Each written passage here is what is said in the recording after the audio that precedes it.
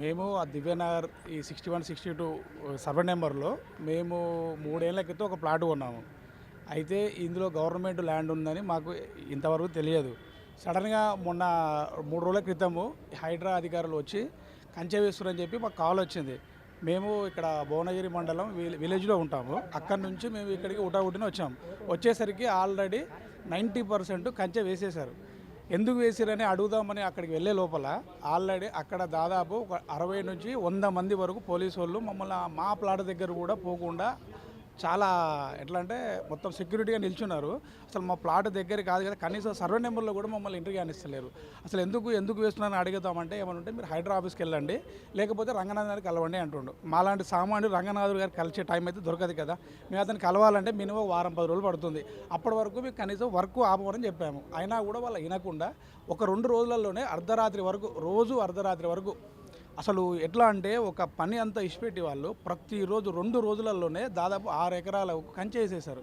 అది ఎలా అంటే మనము పట్టుకున్నా కూడా అసలు కదలకుండా అంత స్టాండర్డ్గా చాలా దారుణంగా కంచె వేసేశారు. ఇప్పుడు మా ప్లాట్లోకి వెళ్ళనీకి మాకు అక్కడ ఆస్కారం లేకుండా అయిపోయింది. మేము ఆ ప్లాట్ కూడా అప్పులు చేసి కష్టపడి చాలా రకరకాలుగా ఇన్నేళ్ళ కూడబెట్టుకొని మేము ప్లాట్ కొంటే ఇప్పుడు ఆ ప్లాట్కు డబ్బులు సరిపోకుంటే మేము ఏం చేసామంటే మా ఇల్లు ఉండే ఆ ప్లాట్ డబ్బులు సరిపోకపోతే నేను ఇంటి మీద లోన్ తీసుకొని ఇక్కడ ప్లాట్ కట్టాను. ఇప్పుడు ఈ ప్లాటు పోయింది, నాకు ఇంటి మీద లోను ఉంది. ఇప్పుడు ఆ లోను ఎట్లా కట్టాలి? ఇప్పుడు ఈ ప్లాటు లేదు, మా పరిస్థితి ఏంటి? సరే, మొన్న తెలిసిన విషయం ఏంటంటే ఇదంతా జరుగుతుంటే మేము అన్నీ కనుక్కున్న తర్వాత 2010 నుంచే ఈ వ్యవహారం నడుస్తుందని తెలిసిన తర్వాత ఈ ఎస్బీఐ బ్యాంకు వాళ్ళు, ఐసిఐసిఐ బ్యాంకు వాళ్ళు, హెచ్డిఎఫ్సి బ్యాంకు వాళ్ళకు అక్కడ దాదాపు 10-15 ఇళ్ళు పడ్డాయి. వాళ్ళకి ఎలా లోన్ ఇచ్చారు? ఈ రిజిస్ట్రేషన్ ఆఫీస్లో ఎస్ఆర్ఓ మేడం వాళ్ళు ఉంటారు కదా, వాళ్ళు ఎలా రిజిస్ట్రేషన్ చేశారు? సామాన్యులు కనుక్కునేది ఏంటంటే ఒక ప్లాట్ విషయంలో ప్లాట్ కరెక్ట్ ఉందా లేదా ఎట్లా కనుక్కుంటాము? ఎస్ఆర్ ఆఫీస్కి వెళ్తాము, అక్కడ ఎస్ఆర్ఓ సబ్ రిజిస్టర్ని అడుగుతాము, ఇది క్లియర్ ఉందా అంటే క్లియర్ ఉందని రిజిస్ట్రేషన్ చేసుకుంటాం. లేకపోతే బ్యాంకులో లోన్కి వెళ్తాం, బ్యాంకులో లోన్ వెళ్తుందంటే క్లియర్గా ఉంది అనుకుంటాం. మేము ఈ 2 రకాలుగా ప్రయత్నం చేసిన తర్వాత అక్కడ ఇల్లు ఉన్న తర్వాత ఇవన్నీ బాగుంది అనుకుని మీకు కొన్న తర్వాత ఇప్పుడు ఇలా జరిగింది. ఇప్పుడు మా పరిస్థితి ఏంటి? ఇప్పుడు ఇల్లు మీద లోను పోతుంది, నాకు ఇక్కడ ప్లాటు లేదు. ఇప్పుడు నాలాంటి వాళ్ళ పరిస్థితి ఏంటి చెప్పండి.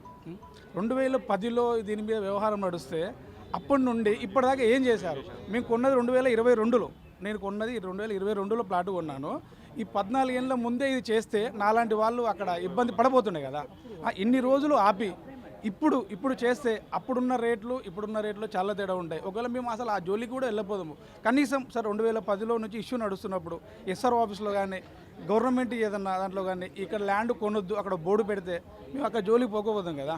ఇప్పుడు అలాంటివి లేవు. రిజిస్ట్రేషన్ ఆఫీస్కి వెళ్తే రిజిస్ట్రేషన్ చేశారు, ఎల్ఆర్ఎస్కి వెళ్తే ఎల్ఆర్ఎస్ ఇచ్చారు, పర్మిషన్కి వెళ్తే పర్మిషన్ ఇస్తున్నారు, లోన్కి వెళ్తే లోన్ ఇస్తున్నారు. నేను ఎక్కడ ఇది ల్యాండ్ గవర్నమెంట్ అనుకోవాలి చెప్పండి?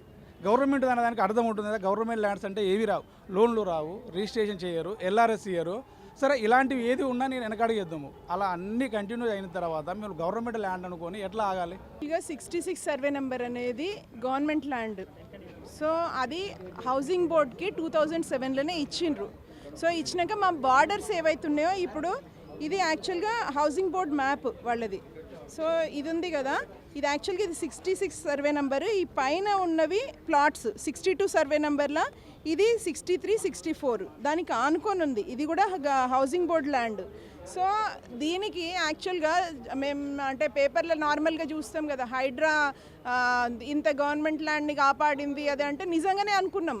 సో ఫ్యాక్ట్స్ నిజంగా మేము ఫేస్ చేసింది ఏంటంటే వేరే దగ్గర చేసిండ్రు కావచ్చు, కానీ ఏది కూడా ఇన్డెప్త్ పోకుండా, ఏది కూడా సరిగ్గా చూడకుండా, అంటే సో మెనీ అంటే మీరు సరిగ్గా స్టడీ చేయాలి. చేసినాక నిజంగానే ఏదైనా మీరు వేస్తారా, ఏదైనా కంచేస్తారా, ఏమన్నా వేసుకోండి.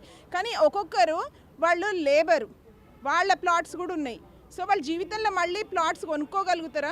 అంటే డెమోక్రసీ అంటే ఒక పాలిటీషియన్ కింద ఉండదు. There are executive authorities. ఒక్కరే పనిచేస్తుడు కాదు, ప్రతి ఒక్కరు ఒక కామన్ మ్యాన్ అనే వాళ్ళకి ఏం రైట్స్ ఉండవు అన్నట్టు. ఇక మీరు వచ్చి ఎక్కడంటే అక్కడ వచ్చి ఒకరోజు వస్తారు, అసలు మాకు నోటీస్ కూడా లేదు, ఓ సర్వే లేదు, నోటీస్ లేదు, ఏం లేదు, డైరెక్ట్ వచ్చేసి ఫెన్స్ వేసేసి పోతే ఇక మేము కోర్టులలో పోయి ఇక ఎట్లా డిలే అవుతుంది చేస్తూ ఉంటాం. కానీ ఒక కామన్ పర్సన్ ఇప్పుడు ఫర్ ఎగ్జాంపుల్ ఇప్పుడు ఇక్కడ ఉన్నారు వాళ్ళు కూడా మాలాగానే ఫైట్ చేస్తారా? సో అంటే అన్యాయం అనేది చేస్తూనే ఉంటారా? పోయి బిల్డింగ్లు పెద్ద పెద్ద బిల్డింగ్లు మేము ఇట్లా కూలగొట్టినాం అనగానే అదేమైనా అడ్వర్టైజ్ చేస్తున్నారా? మనుషులను ఆగం చేస్తున్నారు. అంటే గవర్నమెంట్ అనేది they should just have some అంటే మా అందరి గురించి పనిచేస్తున్నారా? అంటే ఈవెన్ ఆ మెష్ చూస్తే ఇప్పుడు చెప్పినట్టు నార్మల్గా మాకు ఇప్పుడు అది ఇంజనీరింగ్ కాలేజెస్లో అసలు ఫస్ట్ ఫీజులు ఇచ్చేటందుకే మాకు పైసలు లేవు, జీతాలు ఇచ్చేటందుకు పైసలు లేవు గవర్నమెంట్లో అంటారు. పెద్ద పెద్ద మెషిన్లు తీసుకొచ్చిండ్రు. మేము నార్మల్గా మేమే కొనుక్కోలేము, అసలు రెగ్యులర్గా మా ల్యాండ్కి వేసేటందుకే అంత కొనుక్కోలేము. అంత పెద్ద తీసుకొచ్చి ఉత్తగా అన్యాయంగా ఒక కామన్ మ్యాన్ని ఆగం చేసేటందుకు వేసిండ్రు అంతే. అంటే హైడ్రా నిజంగా ఏం పని చేస్తుంది అనేది ఇప్పుడు అర్థమవుతుంది మాకు కూడా. అంటే న్యూస్ పేపర్లలో వస్తుంది ఇంత ల్యాండ్ అంత ల్యాండ్ కాపాడిండ్రు అంటే ఎక్కడెక్కడ కాపాడిండ్రో మరి. ఇప్పుడు మా దాంట్లోనైతే ఖచ్చితంగా అన్యాయం జరిగింది. నావి ఒక ఎకరము 15 గుంటలది ఒకటి ఒక సర్వే నెంబర్లో, ఇంకోటి ఒక ఎకరం 1.3 ఏకర్స్ది ఇంకో సర్వే నెంబర్లో, 63, 64 సర్వే నెంబర్లలో నా అగ్రికల్చర్ ల్యాండ్ ఉంది. ఇది ఎప్పుడు 34 ఏళ్ళు 1992లో రిజిస్టర్ అయిన ల్యాండ్. అది ఎవరు అక్కడ లోకల్ ల్యాండ్ లార్డ్స్ దగ్గర నుంచి కొనుక్కున్నది. వాళ్ళ భూమి నాకు ట్రాన్స్ఫర్ చేసిండ్రు. సో అప్పుడు కొనుక్కున్న అప్పటి నుంచి దాంట్లో ఆ ల్యాండ్లో అగ్రికల్చర్ చేస్తున్నాం. అంటే ఇప్పుడు సడన్గా వచ్చి ఇది దానికి ఫెన్స్ పెట్టిండ్రు మొన్న 19th రోజు.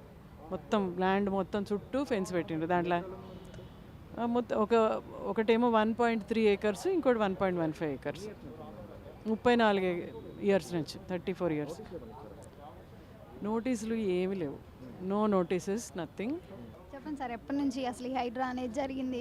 ఎప్పుడు ఫెన్సింగ్ వేయడం స్టార్ట్ చేశారు? అది ఇప్పుడు మొన్న 19th నాడు ప్లాట్లు చిన్నవాళ్ళు పెద్దవాళ్ళు అందరి ప్లాట్లు 62 సర్వే నెంబర్ కాచివాన్ సింగారంలో ఉన్న వాటిని మొత్తం కబ్జా పెట్టి ఫెన్సింగ్ వేసిండ్రు. దాన్ని గవర్నమెంట్ ల్యాండ్ అని వేసిండ్రు. గవర్నమెంట్ ల్యాండ్ అంటే 36 సంవత్సరాల నుంచి తెలియని గవర్నమెంట్ ల్యాండ్ ఇప్పుడు ఎట్లా దొరికింది? అది పక్కా పట్టా ల్యాండు. గవర్నమెంట్ ల్యాండ్కి ఆల్రెడీ హద్దులు ఉన్నవి. హద్దు లోపల గవర్నమెంట్కు వాళ్ళకు ఉండాల్సిన భూమి ఉన్నది. అది కాకుండా దీని అంచున హౌసింగ్ బోర్డు ల్యాండ్ ఉంది. వాళ్లకు నోటీసులు లేకుండా, వాళ్ళకు సంబంధం లేకుండా వాళ్ళకి ఎప్పుడు 2007లో ఇచ్చిండ్రు. 2010లో అక్కడున్న రాజకీయ నాయకులు ఒక బొమ్మ గీసి తహసీల్దార్ని కట్టుకొని పరేషాన్ చేస్తే హైకోర్టు పోయి ఆర్డర్ తెచ్చినాక గవర్నమెంట్ ఎంఆర్ఓకు 1000 రూపాయలు పెనాల్టీ వేసిండ్రు. ఆ తర్వాత 2016లో అప్పటి నుంచి ఏ సపోర్ట్ లేదు. అక్కడ వీళ్ళు ప్రేరేపించి మల్లారెడ్డి ఇట్లయితే లొంగుతారని అనుకున్న రాజకీయ ప్రయత్నం చేసి లాస్ట్ ఇయర్ తప్పుడు కంప్లైంట్స్ ఇప్పించి లాస్ట్కి చేసిన పని ఏంటంటే మా గోడలు అని కూలగొట్టిపోయినారు. దాంతో ఏం జరిగింది, అక్కడ 3400 ప్లాట్లు ఉంటాయి. ఈ 3400కు చుట్టూ ఎక్కడ రక్షణ లేకుండా పోయింది. ఒక 35-36 సంవత్సరాలు దొంగతనం లేని దగ్గర, క్రిమినల్ కేసు లేని దగ్గర ఇప్పుడు దొంగలు మొదలైనరు. సో దిస్ ఆఫ్ పబ్లిక్ నష్టం చేశాను. కక్ష అంతా నా మీద. ఎందుకంటే అడిగినప్పుడల్లా నేను లొంగిపోలేదు. లొంగడం అంటే ఆర్థికంగా అన్ని రకాలుగా. తర్వాత పట్టా భూములు, పంట ఉన్న పట్టా భూములు నాశనం చేసి పెట్టాను. పంట ఆఖరి దాని చుట్టూ ఫెన్సింగ్ వేసిపోయినారు. మొక్కజొన్న చేనేస్తారు. లాస్ట్ ఇయర్ 1 ఇయర్ మొత్తం పంటే పోయింది. ఈ సంవత్సరం మళ్ళీ అదే పని చేసి వచ్చాను. అందుకనంటే ఆ ప్లాట్ల తరఫున నేను అసోసియేషన్ ప్రెసిడెంట్ని ప్రస్తుతానికి. కాకపోతే వీళ్ళందరూ ఇప్పుడు నేను రావాల్సిందే కదా, తప్పనిసరి I have to present it. Hydraa ఎందుకు అనేది ఒక క్వశ్చన్. హైడ్రా మీద ఇప్పుడు 20 రిట్విషన్లు వేసినాము, ఇవాళ 2 వేసినాము, 22. తర్వాత 7 కాంటెంప్ట్ కేసులు వేసినాము. అది పంచాయతీ. కాబట్టి మల్లారెడ్డి అంటే సార్ చిన్నోడు వీని లెక్కిందా, అసలు వీడు మా మీద ఎట్లా ఫైట్ చేస్తాడనే ఆ అక్కసు ఉన్నది. కానీ కాదు, నేను ఒక సాధారణ పౌరునే. బొమ్మరిపోతున్న 18 తెలుసా, వడిగల 2 ఎద్దుల గట్టుగా మడిదున్న కవచ కోసం మహిళ Sumathi. I'm such a person. ఇవాళ పొద్దున్న లేస్తే 8 o'clock స్టార్ట్ అయితే రాత్రి 12 గంటల దాకా ఏదో పని చేస్తూ ఉంటా. అర్థమైందా? కష్టపడి బతికేవాడిని ప్రపంచంలో ఎవడు ఏం చేయలేడు. నిజాయితీగా ఉన్నవాడిని ఎవడు ఏం చేయలేడు. నా నిజాయితీని శంకించడానికి ఎవడికి అంటే ఆ అవకాశం ఉన్నవాడు వస్తే వానికి 2 సార్లు మొక్కుతాను నేను. అట్లాంటి అవకాశం లేదు. Honesty is the best policy.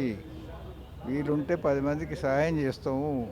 ఎవడిది ఒక రూపాయి తినేటోళ్ళం కాదు. వీలుంటే మన జేబులో 10 రూపాయలు ఉంటే పంచిపెట్టేవాళ్ళం.